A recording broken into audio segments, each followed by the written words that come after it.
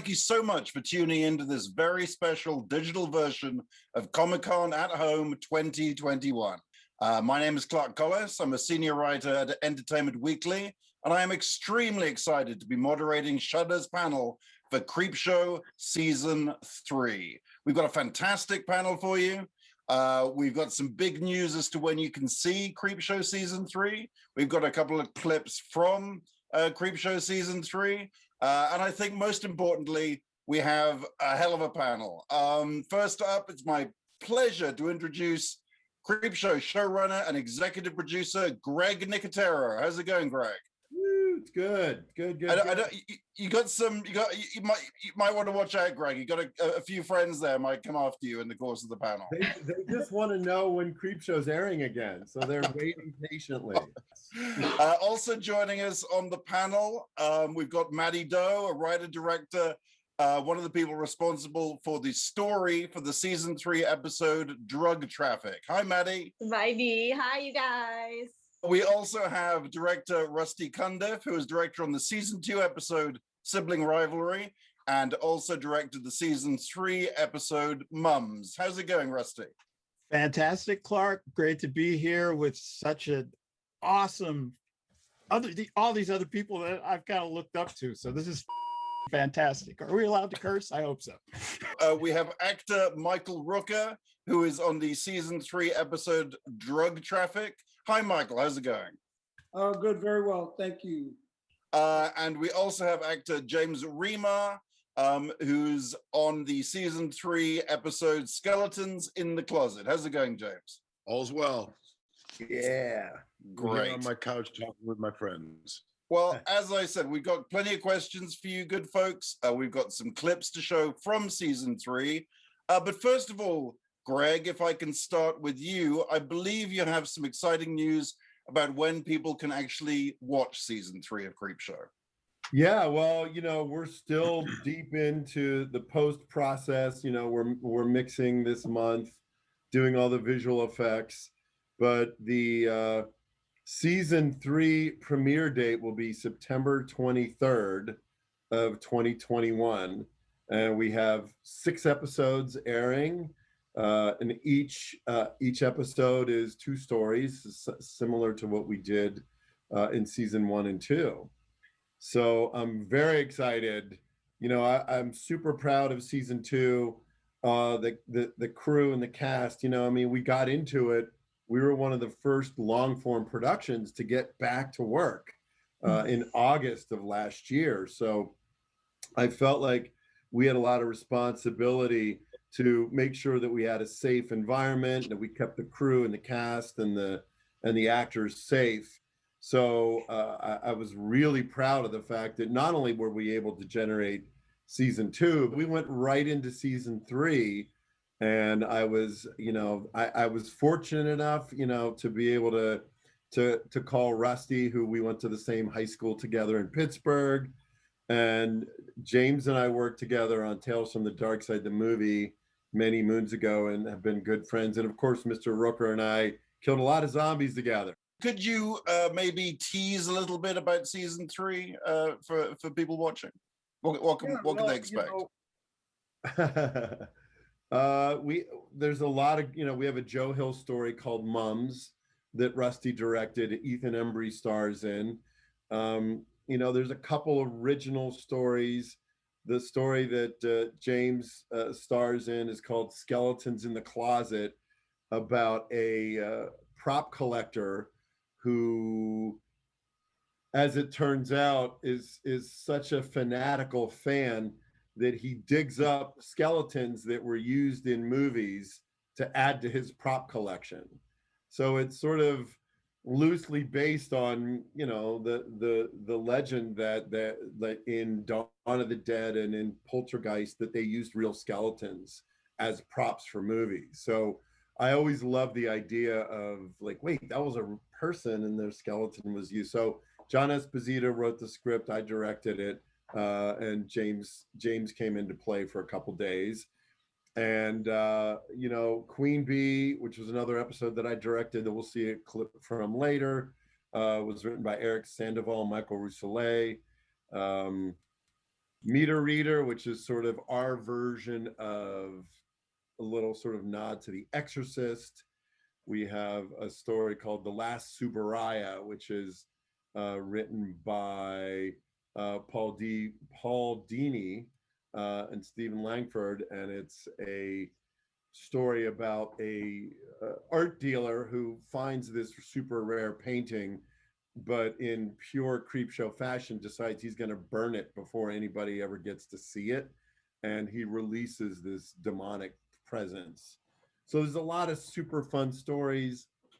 You know, Mattie pitched for season 2 this really interesting kind of like one paragraph thing, like, oh, there's a woman in Mexico and she's trying to get across the border, and she's gone to Mexico to get some medication that she can't get in the United States, and she gets stopped at the border because the medication's not legal in the United States, and it turns out that the medication keeps her from turning into this monster.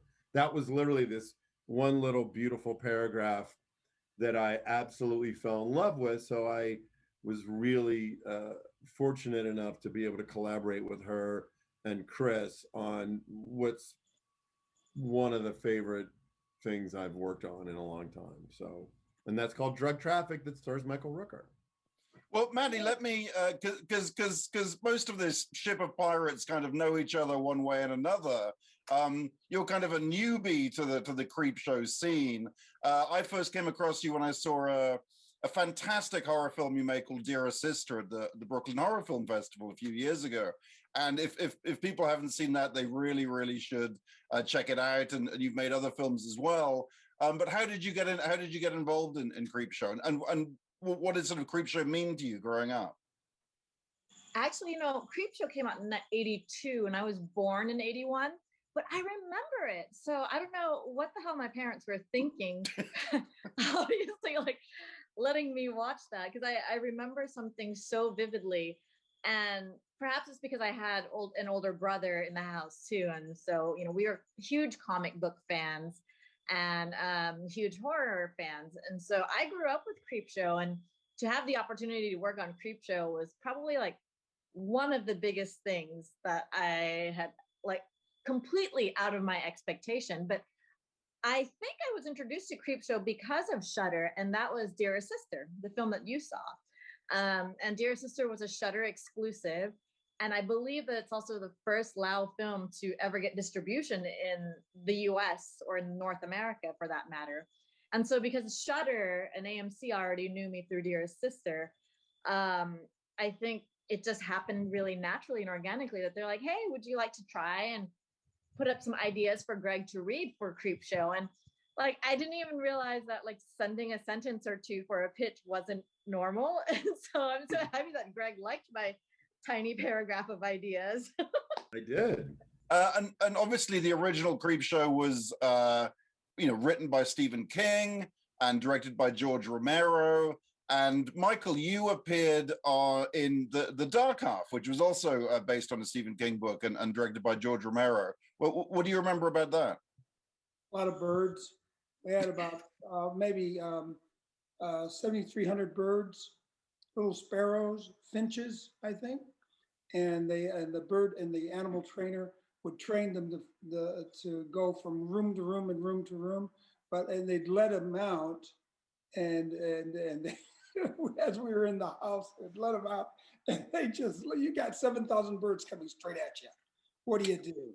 There was no acting involved. It was just great, and you're getting poop all over you, and so it really kind of was. That's one of my fondest memories of working, and George, of course, was great to work with, and we had a great time. The entire cast was awesome, and so good stuff. Pittsburgh was great. Yeah, it was great. It's interesting. I hadn't, I guess subliminally, I tend to continue to connect and to perpetuate the Romero legacy, because Rusty's from Pittsburgh. And James was in Tales from the Dark Side, which was produced by George. So even in my weird way, I sort of subliminally, like I cast them because they're great actors and Rusty's a great director. But then I'm like, oh, wait a minute, but they do have a connection to the Romero universe, which, like, Michael, I think when we were working, at one point I turned and I went, hey, wait a minute, I forgot you were in the dark half. Like, Yeah. it's really strange. I mean, so many people think that, look, George was this auteur director who his films were very personal and they were modest budgets. But if you really step back and think about how far his influence reached, I think it's really interesting. Michael, tell us a little bit about your character in Drug Traffic, and if you can't say too much, what it was like shooting the story. Well, I'm an officer that guards the border, right? And folks are coming in, and I'm I want to go home. It's about that time. I'm cleaning up, getting ready to leave, and this bus comes in, and all of a sudden we got all these people, and it's like, oh, geez, give me a break. So I'm kind of like, okay, come on. But there are certain things that catch my attention that I can't ignore, and hence I have to pull a lady aside and do a big interview and talk, and then the rest becomes absolute mayhem and fun stuff. So you should. I think mayhem and fun stuff could be the tagline for the whole show, really. Greg, we have a clip from Drug Traffic. Could you set it up a little bit for us? Yeah.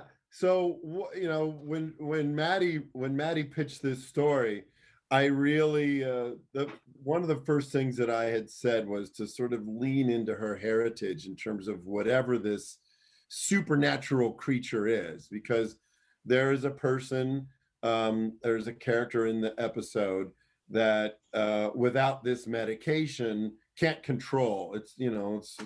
Can't control itself and turns into this mythological creature. So the creature that they came up with that is unlike anything that I've ever seen or imagined. Mattie, do you want to talk for a second about that creature? Did I spoiler it? Like, are you fine with that? It's so cool. Okay. I mean, I was so happy when Greg let me dig into my Southeast Asian heritage, because I'm a mutt.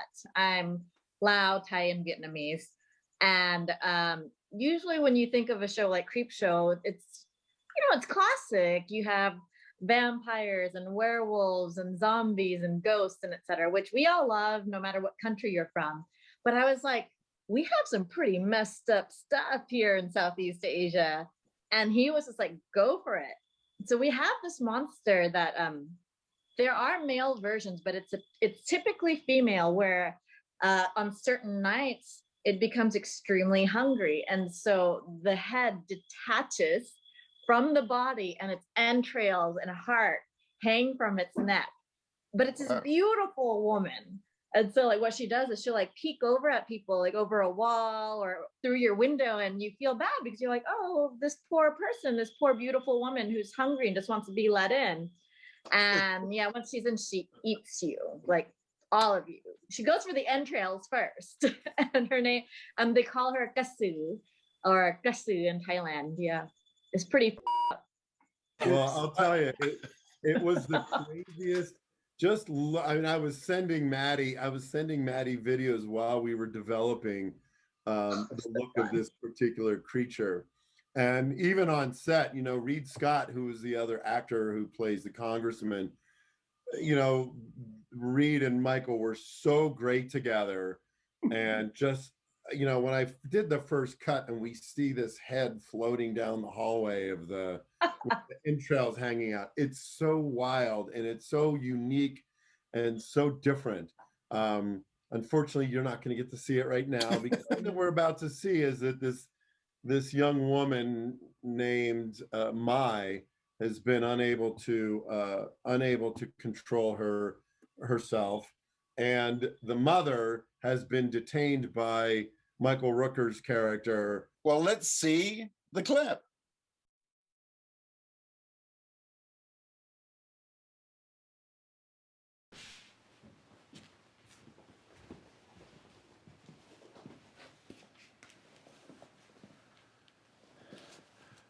Miss, you okay in there?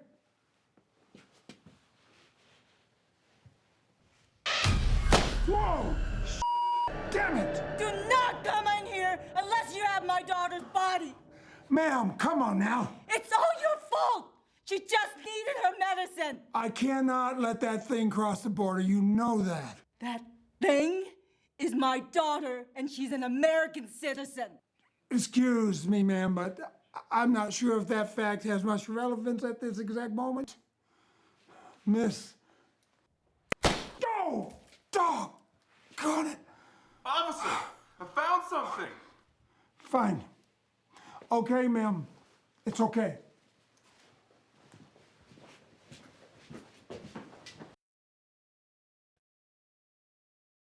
That was a clip from the story Drug Traffic from season 3 of Creepshow. Season 3 of Creepshow premieres on Shudder September 23rd. If I can turn to another of our panelists, Rusty Cundieff. Rusty, you directed Sibling Rivalry, a story from season 2, and you're directing the story Mums in season 3. Sibling Rivalry, you know, I mean, all of the stories in all the stories in all of the Creep shows have been terrific. But I love the way with Sibling Rivalry that you kind of didn't know what the hell was going on for the first half of it, really, that it was hugely entertaining. And I almost don't want to say what it was a sort of spin on, because I think if people haven't seen it, that is like a big surprise. What was it like? What was it like working on that story? It was quite a blast, actually. The script was fantastic, and the words were just all on the page. So it was just a matter of, as it often is with a good script when you're directing, just don't f it up, don't make bad choices.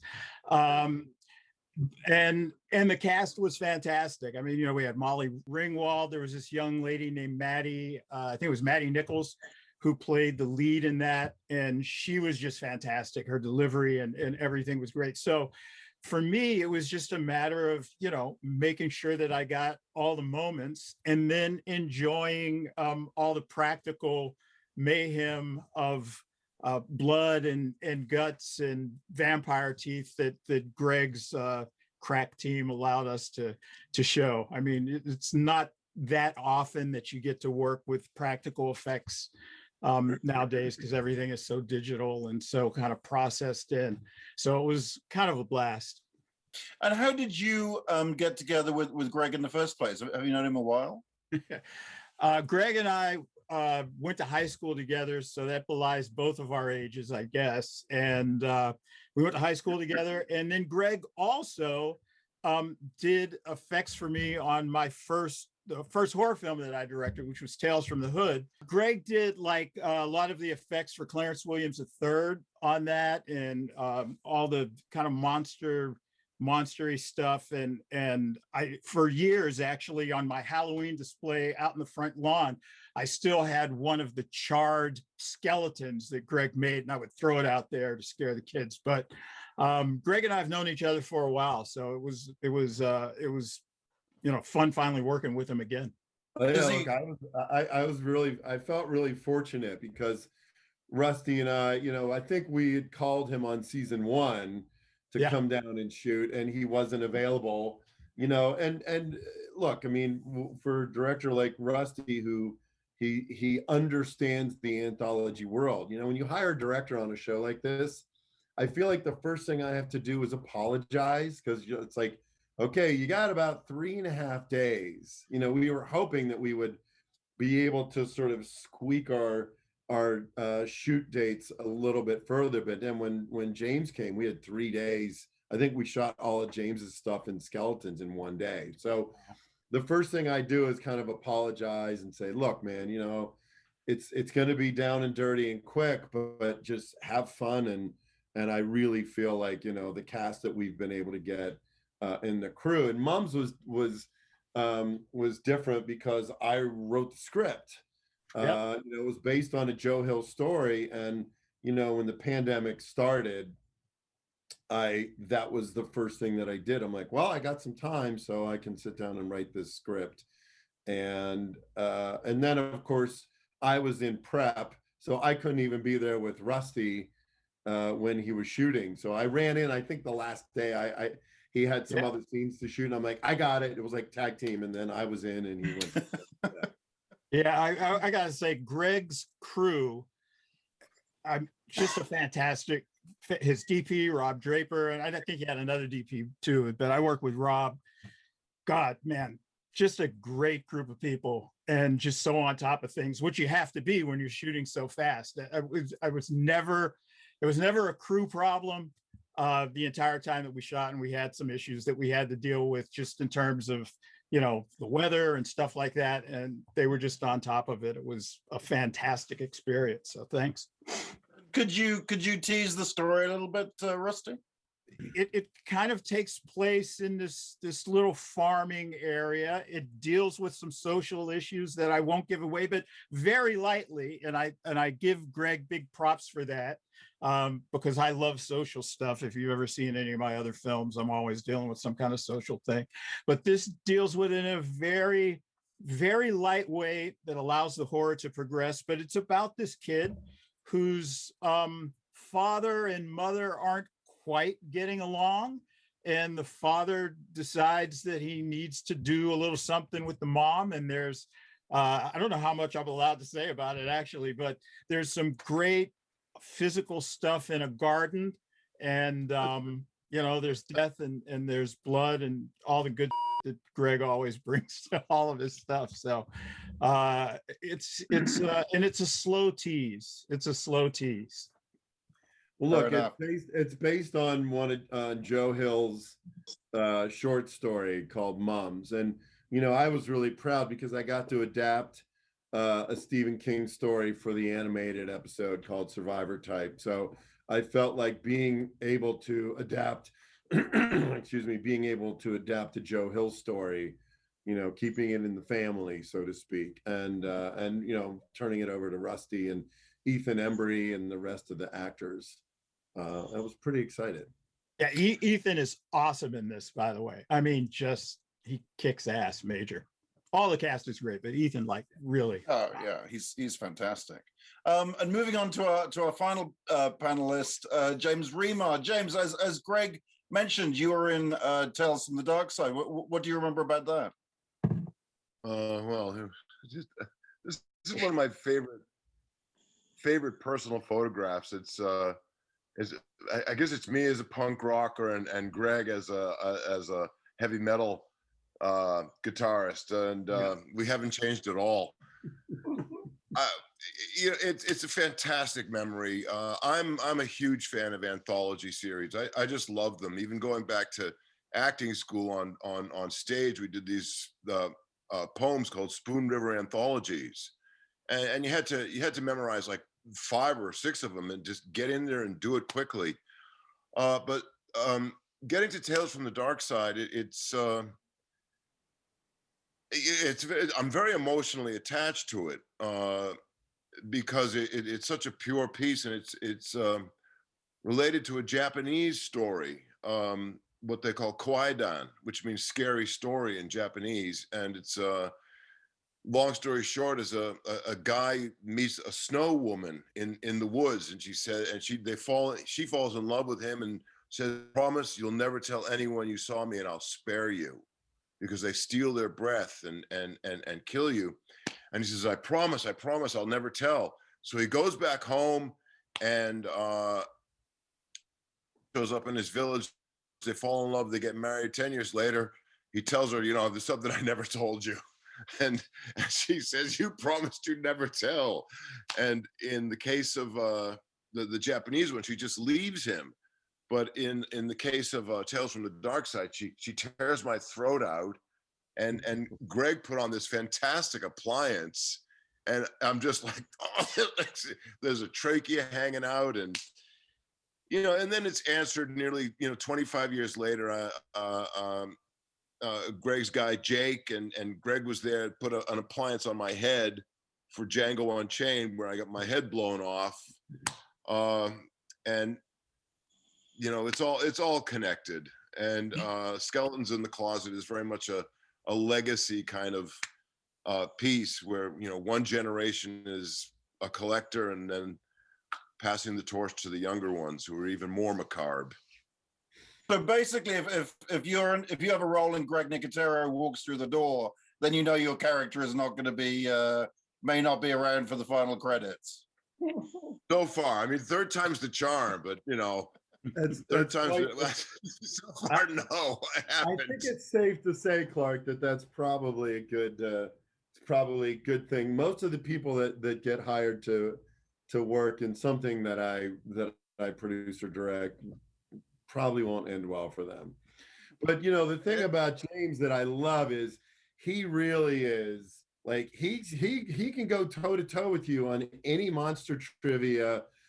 He's a big horror fan, and when we came up with this idea for skeletons, and we built this little prop museum, and I actually shipped some of my original props from Los Angeles to Atlanta because I wanted to populate the museum. And you know, the two characters that own the museum, they're you know, the character's name is Lampini, so he's named after the Karloff's after House of Frankenstein, and Danielle is his girlfriend's name, which was Daniel. So it's kind of little House of Frankenstein. Everything in those movies are either movie quotes or references. You know, we have a Phantasm thing, we have a Seventh Voyage of Sinbad, an Army of Darkness thing, we have a Psycho thing.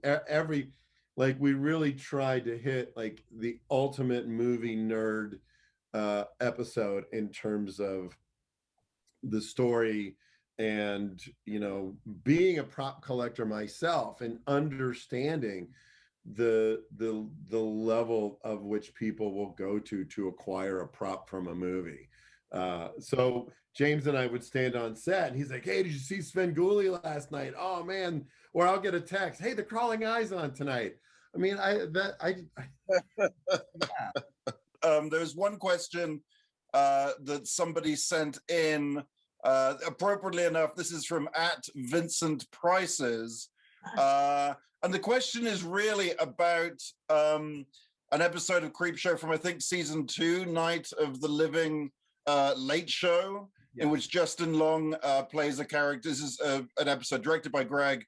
Justin Long plays a character who invents like the ultimate virtual reality device in which he can insert himself essentially into his favorite horror movie. And you know, as is traditional with Creepshow stories, things don't quite turn out for him that well in the end. But the question from Vincent Prices is, if you had a virtual reality machine, which horror movie would you transport yourself into? It's a tricky one because you got to figure if you're going into the movie, then if it's a horror movie, you're likely to get chainsawed or eaten by a shark or eaten by zombies. So you got to be a little cautious. But you know, we put the line in there in the episode where Justin says to Darcy, look, you can go into The Godfather, you can go into Jaws. So of course I would want to go into Jaws, but I would want to make sure I never left the beach. I would be the guy in Jaws that's on the beach. Don't get on that boat. Yeah, exactly. Yeah. But, you know, I think Jaws would be the movie, but it doesn't necessarily even have to be a horror movie because, you know, right. There's always that game everybody plays, you know, like when you're in makeup effects and you're working in the shop, it's like, if you could go back in time and work on any movie, what would you work on? And it's either King Kong or Creature from the Black Lagoon.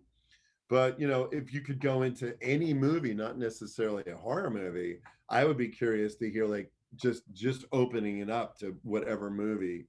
As long as you can't pick a movie you were already in, though, guys. I'd go High Noon. Oh, Little Western thing going on.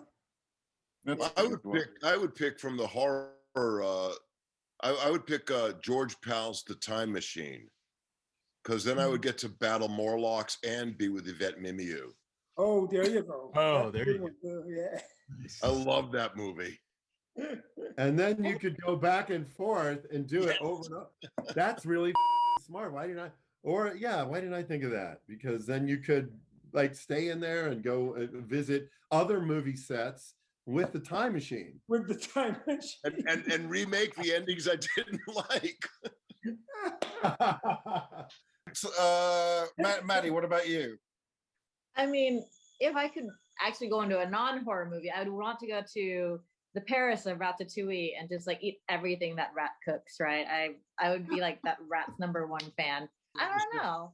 Like maybe Shape of Water is not really a horror movie, is it? But I really like hard-boiled eggs and turning my home into a swimming pool. You know, it's kind of like this flamingo swimming pool I have on my driveway. But like if I could turn my whole house into a swimming pool and have hard-boiled eggs, that's pretty awesome. I mean you can have hard-boiled eggs anyway. You know this, right? I had one this morning. What about you, Rusty, finally? If it's a non-horror movie, I would want to be either on the set or in the Taking of Pelham 1, 2, 3, the original. Oh, with nice. Walter Matthau and Robert Shaw and Marty Balsam and Hector Elizondo. That's just like, that's a movie I watch practically every year because you couldn't make a movie like that anymore because it's such an ensemble. People who show up on the screen one time have an awesome line, and you're just not allowed to do that shit anymore. Before we depart, we do have one more amazing clip to show. This is from a story called Queen Bee. Greg, could you set this up a little bit for us? Yes. So this was written by Eric Sandoval and Michael Rousselet.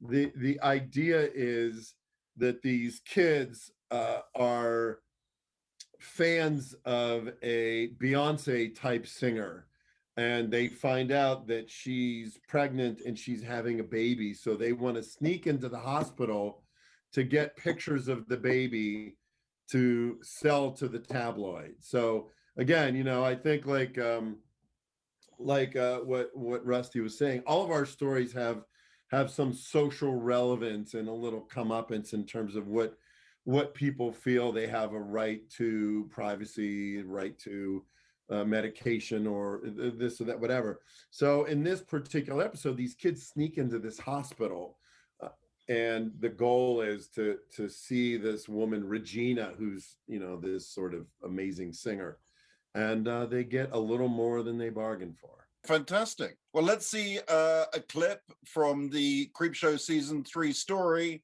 Queen Bee.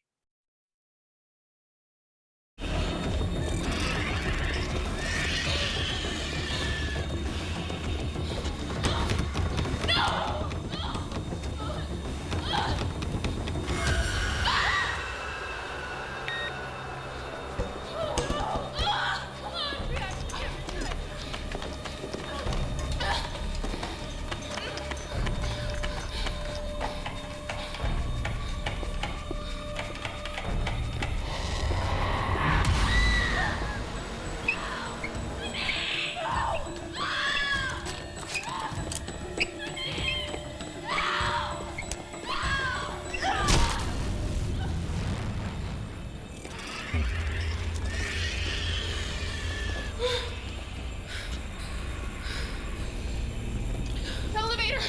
It's the only way out! Fantastic. Okay, well, folks, this has been such a blast. You know, it's been such a pleasure talking to you all today. And thank you everybody for being here. I have been speaking with Greg Nicotero, Mattie Doe, Rusty Cundieff, Michael Rooker, and James Remar. Folks, thank you so much. This has been an absolute pleasure. Thank you, thank you, thank you. And thank you everybody for watching. You have been watching our Creepshow panel at Comic-Con at Home 2021. Don't miss Season 3 of Creepshow on Shudder September 23rd, and catch up on Season 2 of Creepshow on AMC beginning September 6th. Until we all meet again, hopefully in person, keep it creepy. Bye. Bye.